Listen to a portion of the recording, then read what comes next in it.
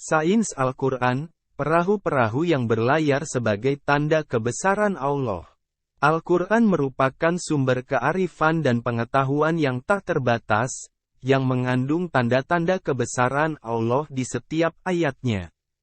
Salah satu aspek menakjubkan yang diungkapkan dalam Al-Quran adalah tentang perahu-perahu yang berlayar di lautan, yang Allah sebutkan dalam 2 ayat berikut, miliknya perahu-perahu yang berlayar di lautan bagaikan gunung-gunung yang tinggi. Ar-Rahman, 24.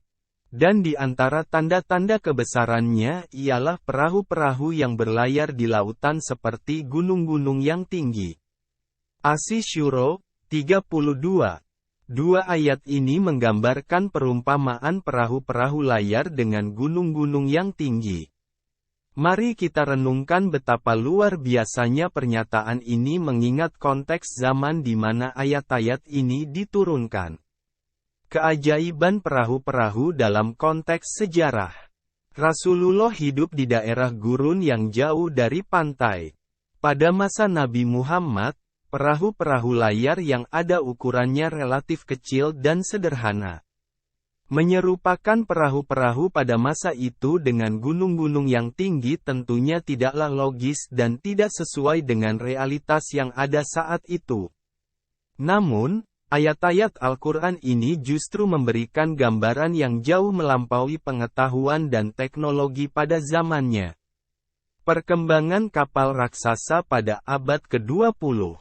Baru pada permulaan abad ke-20, manusia mulai membuat kapal-kapal raksasa yang dapat kita saksikan di lautan pada masa sekarang.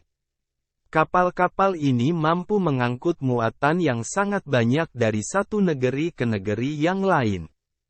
Kapal-kapal tanker raksasa, misalnya, mampu mengangkut minyak bumi dalam volume yang sangat besar, serta berbagai komoditas lainnya melalui lautan.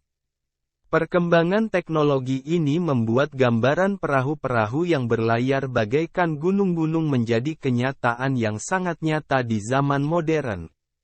Ilmu pengetahuan dalam Al-Quran. Lalu, siapakah yang mengajarkan kepada Nabi Muhammad tentang pengetahuan ini lebih dari 1400 tahun yang lalu?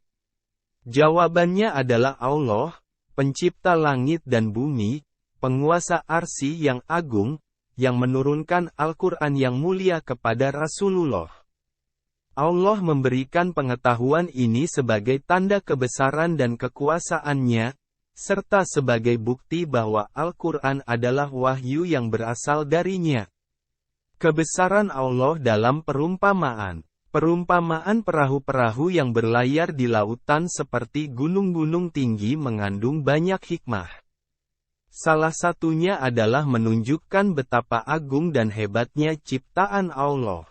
Kapal-kapal raksasa ini tidak hanya berfungsi sebagai sarana transportasi, tetapi juga sebagai simbol kemajuan peradaban manusia yang Allah izinkan untuk berkembang.